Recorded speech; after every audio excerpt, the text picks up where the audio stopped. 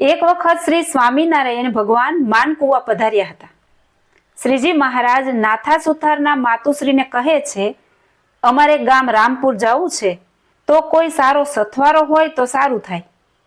ડોશીમાએ કહ્યું, નાથાને લઈ જાઓ. પ્રભુ બોલ્યા, નાથો કાલા ઘેલા જેવો ભોળો ભક્ત લાગે છે, તેને રસ્તાની બરાબર ખબર પડશે? હા મહારાજ, એમ તો બધી વાતે બરાબર છે. સવારે પૂજા પાઠ બધું કરે છે, કીર્તન ભજન પણ કરે છે, ડાહ્યો છે. તમે ચિંતા ન કરો, નાથાને સાથે લઈ જાઓ. ઘોડી ઉપર શ્રીજી મહારાજ બેઠા અને રસ્તામાં ભગવાનની વાતો કરતા કરતા ચાલ્યા જાય છે. ભગવાનના ભક્તની એક સરસ ટેવ હોય છે, રસ્તામાં ચાલતા કીર્તન ગાય અથવા સ્વામિનારાયણ મહામંત્રનો જાપ કરે. સ્વામિનારાયણ સ્વામિનારાયણ સ્મરણ કરતા કરતા ચાલે તો તેને પગલે પગલે યશ્વમેઘ યજ્ઞનું પુણ્ય મળે છે. નાથા ભક્તને વિચાર થાય છે કે આવી મીઠી મધુરી અમૃત જેવી વાણી આ જગતની અંદર કોઈની હોય નહીં. આવું અલૌકિક દિવ્ય શરીર પણ કોઈનું હોય નહીં. ચમક જેમ લોખંડને ખેંચી લે તેમ વૃત્તિ ખેંચાઈ જાય અને દ્રષ્ટિ સ્થિર થઈ જાય છે. શ્રીજી મહારાજ આપણા ગામમાં પધારે છે ત્યારે અનેક માણસો મીઠો આવકાર આપે છે, દર્શન કરવા દોડી આવે છે, જ્ઞાન કથાઓ સંભળાવે છે, જાણે સાંભળ્યા જ કરીએ એવી મંગળકારી વાણી છે. નેણામાં કરુણા રસ દેખાય છે. તેથી મને વિચાર થાય છે કે ચોક્કસ ભગવાન હોવા જોઈએ. આજે પૂછા કરી જોઉં તો ખરી ખાતરી થાય. નાથા ભક્ત બોલ્યા, હે મહારાજ, તમે સાચું બોલજો, તમે ભગવાન છો? શ્રીહરિ સ્મિત હાસ્ય કરી બોલ્યા, હું ભગવાન નથી, પણ ભગવાનનો સંત છું. નાથા ભક્તે કહ્યું, મારું હૈયું એમ કહે છે કે તમે ભગવાન છો. તમે સાચું બોલો. મારી મા પણ વારંવાર હર હંમેશ કહે છે કે આ ભૂમિ ઉપર ભગવાને અવતાર ધારણ કર્યો છે. સ્વામિનારાયણ છે તે સાક્ષાત ભગવાન છે, સર્વ અવતારના અવતારી છે. તે સાચું જ હશે કે કેમ?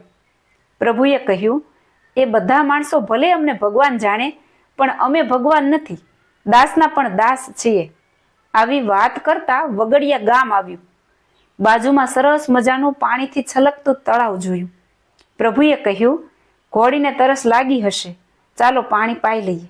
એક દેરી હતી, તેના ઓટા ઉપર પ્રભુ બેઠા અને નાથા ભક્ત ઘોડી ઉપર બેઠા બેઠા ઘોડીને પાણી પાવા તળાવમાં આવ્યા.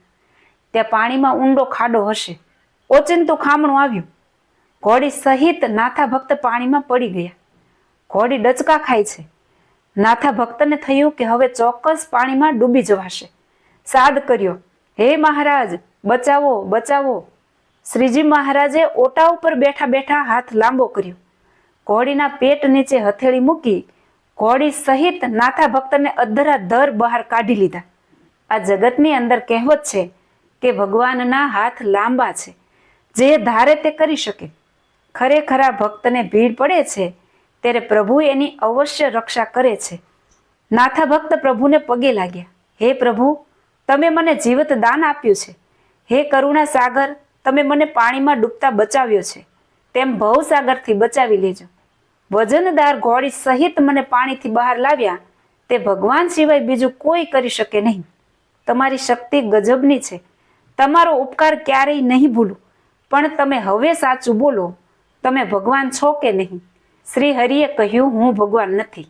નાથા ભક્તે ઘોડીની દોરડાની રાશ તેને 4 બેવડી કરીને મારવા માટે હાથ ઊંચો કર્યો.